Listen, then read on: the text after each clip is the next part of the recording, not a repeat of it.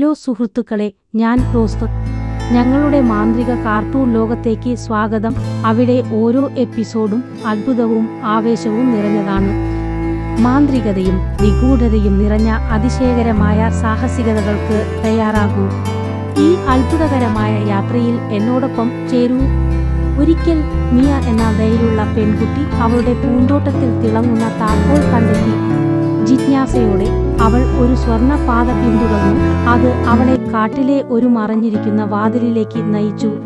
ആവേശത്തോടെ അവൾ അത് അൺലോക്ക് ചെയ്യുകയും ഡ്രേക്ക് എന്ന് പേരുള്ള ഒരു ഫ്രണ്ട്ലി ഡ്രാഗണിനെയും ടില്ലി എന്ന് പേരുള്ള ഒരു ചെറിയ കുട്ടിയെയും കണ്ടുമുട്ടി.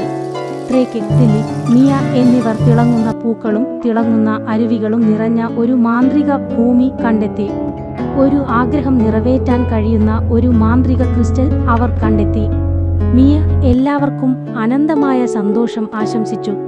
സ്ഫടികം തിളങ്ങി. അവരുടെ ആഗ്രഹം എല്ലായിടത്തും സന്തോഷം പരത്തി. സാഹസികതയും സൗഹൃദവും പങ്കിട്ട് അവർ ഒരുമിച്ച് സന്തോഷത്തോടെ ജീവിച്ചു.